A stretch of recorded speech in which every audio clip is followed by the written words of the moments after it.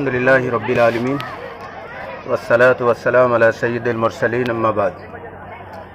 حضرات، اس وقت پوری دنیا میں سب سے بڑی ٹریجڈی یہ ہے کہ جس قوم کے پاس یونیورس کے کریٹر کی گائیڈ بک اپنی اوریجنل شکل میں موجود ہو، وہ دنیا کی سب سے زیادہ پست قوم ہے. اور اگر یہ کہا جائے تو کوئی مبالغہ نہیں کہ فٹ بال سے زیادہ اس قوم کی کوئی اوقات نہیں ہے. کویسچن پٹ اپ ہوتا ہے، ایسا کیوں ہے؟ میں روایتی باتیں نہ کر کے چند منٹ میں کئی گھنٹے کی بات کہنا چاہتا ہوں. چند منٹ آپ کا لوں گا، زیادہ نہیں. آپ کے انجوائے میں زیادہ دیر دخیل نہیں بننا چاہتا ہوں، بہت چند منٹ بتانا چاہتا ہوں. میں نے جو جملہ کہا پھر سے ذرا ریپیٹ کر رہا ہوں تاکہ ذہنوں میں اتر جائے. دنیا کی سب سے بڑی ٹریجڈی یہ ہے کہ جس قوم کے پاس یونیورس کے کریٹر کی گائیڈ بک موجود ہے اوریجنل شکل میں، وہ دنیا میں سب سے زیادہ ذلیل اور پست ہے. جھوٹی شان اور اوپر سے ٹیپ ٹاپ چاہے جتنا کر لو، اندر سے سب بگڑے ہوئے ہیں. پورا معاشرہ تباہ ہے، پورا گھر تباہ ہے. ایسا کیوں ہے؟ میں ایک چھوٹی سی مثال دے دیتا ہوں. ایک بہت بڑا ڈاکٹر ہو، امریکہ ریٹرن ہو، لندن ریٹرن ہو، اور وہ بہت اچھی دوا آپ کو لکھ کر دے دے، لیکن آپ دوا میڈیکل اسٹور پر جا کر خرید کر کھائیں نہیں، بلکہ اس میڈیسن کا جو پرچہ ہے اسے بار بار پڑھیں. کیا آپ کی بیماری دور ہو جائے گی؟ نہیں دور ہوگی.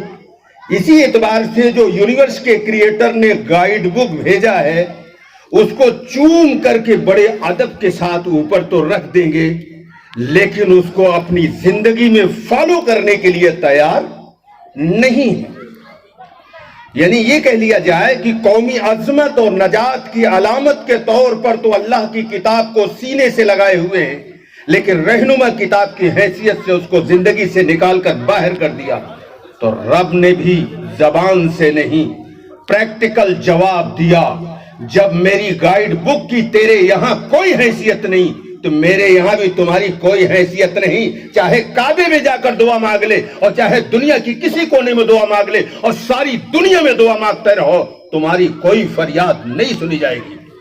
تفصیل کا وقت نہیں ہے. سورہ بنی اسرائیل بہت ہی مشہور چیپٹر ہے قرآن کا، جس میں آیت نمبر 5 سے 8 تک قیامت تک آنے والے حامل کتاب کا نقشہ پیش کیا ہے کہ آپ سے پہلے جن کو جیوز کہتے ہیں، جو قوم موسیٰ کے فالوور تھے اور وہ بھی مسلم تھے. یہ جیوز تو بعد میں نام پڑا. ہر نبی کا ماننے والا مسلم کسی جات برادری، قوم یا خاندان، قبیلے، پارٹی، سنستھا، سوسائٹی، میجارٹی کا نام نہیں ہے. ڈکشنری میں مسلم کے معنی آگیا کاری ہے، فرما بردار ہے. آپ نے مسلم کو کاسٹ سمجھا ہے، مسلم کاسٹ نہیں ہے.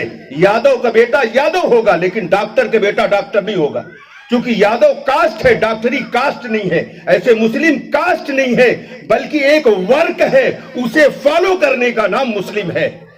تو جب مسلمانوں نے پریکٹیکل یہ کر کے دکھایا کہ ہمیں خدا کی گائیڈ بک کو فالو نہیں کرنا ہے، جبکہ وہ گائیڈ بک کیوں آئی تھی؟ سورہ اعراف آیت نمبر 157 میں اللہ نے موسیٰ علیہ السلام سے خطاب کرتے ہوئے، آخری نبی کی عظمت کو بیان کرتے ہوئے، ان کی ایک کوالٹی یہ بیان کیا کہ وہ ایسا نبی ہے جو لوگوں پر بودھ پڑے ہوئے تھے، جن میں وہ دبے ہوئے تھے، اور وہ جنجیریں جن میں وہ جکڑے ہوئے تھے، ان کو کھولنے کے لیے وہ نبی آیا تھا. کس کے لیے آیا تھا؟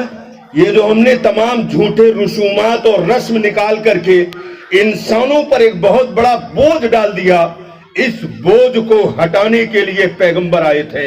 اور پیغمبر نے آخری خطبے میں کہا تھا، میں جاہلیت کی تمام رسموں کو پیروں سے روند دیا. ہم نے پیغمبر جس رسم کو مٹانے آیا، جس رسم کو روندنے آیا، اس کو ہم نے پھر سے فروغ دیا. تو آخری بات ہمارا حشر یہاں کیا ہوگا؟ اور میں چونکہ سائنس کا اسٹوڈنٹ ہوں، میں 2+2=4 کی طرح یہ پروف کر سکتا ہوں کہ موت کے بعد کی جو اوریجنل لائف ہے یہ سائنٹیفک لائف ہے. जैसे मैं ये कहा करता हूं कि concept of God is purely scientific, ऐसे मौत के बाद की जिंदगी प्योरली साइंटिफिक है।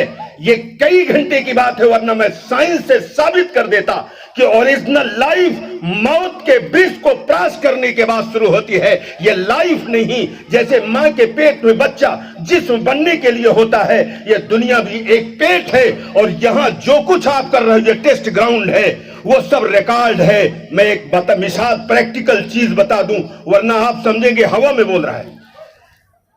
युवा फोटोग्राफ नाम का एक कैमरा इजाद किया गया है। कैमरामैन भी नोट कर लो, आप कैमरामैन हो, इस कैमरे का नाम नहीं सुना होगा।